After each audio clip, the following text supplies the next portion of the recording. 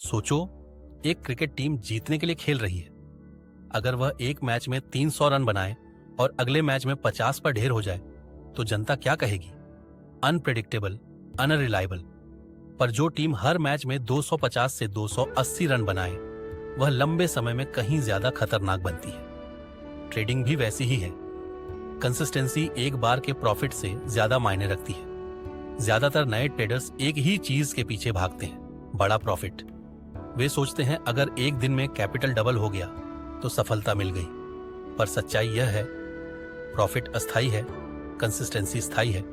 Profit के पीछे भागते भागते ट्रेडर्स अपनी योजना तोड़ते हैं, रिस्क नजरअंदाज करते हैं और लॉस जोड़ते जाते हैं। आप जानते हैं 93% ट्रेडर मार्केट में पैसा खो देते हैं।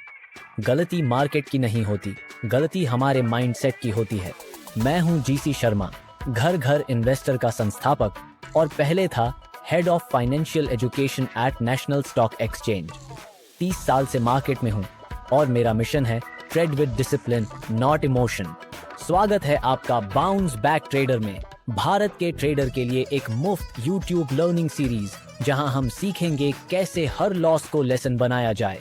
सेबी की रिपोर्ट बताती है 90% से ज्यादा रिटेल ट्रेडर्स डेरिवेटिव्स में पैसा खोते हैं। मुख्य कारण कंसिस्टेंसी की कमी, एक हफ्ते डिसिप्लिन, अगले हफ्ते आवेग। एनएसई 2024 विश्लेषण ने दिखाया सिर्फ 12% ट्रेडर्स 3 साल बाद भी सक्रिय रहते हैं और ज्यादातर वही जो स्ट्रक्चर्ड रिपीटेबल प्रक्रिया अपनाते हैं। ग्लोबल प्रॉप फर्म्स में ट्रेडर्स को तिमाही आधार पर कंसिस्टेंसी मैट्रिक्स पर आंका जाता है।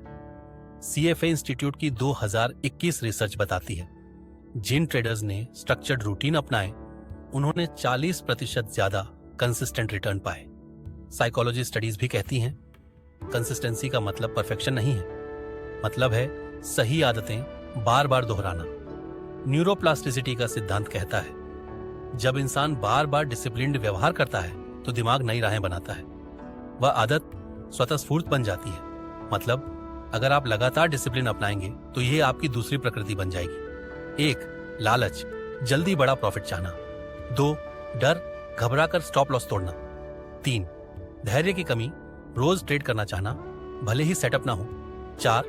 सोशल तुलना, उसने एक दिन में अकाउंट डबल किया, मुझे भी करना है। ये सारे कारण ट्रेडर्स को स्थिर डिसिप्लिन से दूर ले जाते हैं। अर्जुन लगातार स्ट्रेटजी बदलता था, कभी ऑप्शंस, कभी इंट्राडे इक्विटी, कभी क्रिप्टो।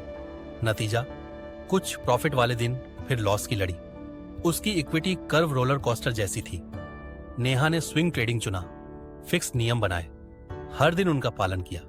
उसने अकाउंट रातों रात डबल नहीं किया, पर 3 साल में पूंजी को 4 गुना कर लिया।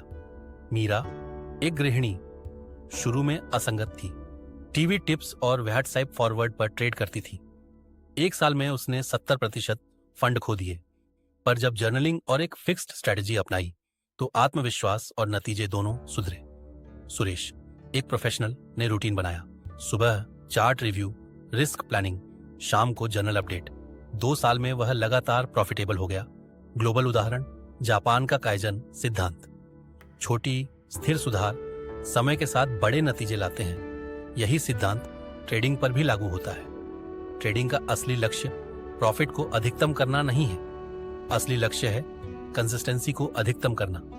जब प्रक्रिया स्थिर होती है तो प्रॉफिट अपने आप आता है। कंसिस्टेंसी का मतलब योजना का पालन करना, भले ही मार्केट ललचाए।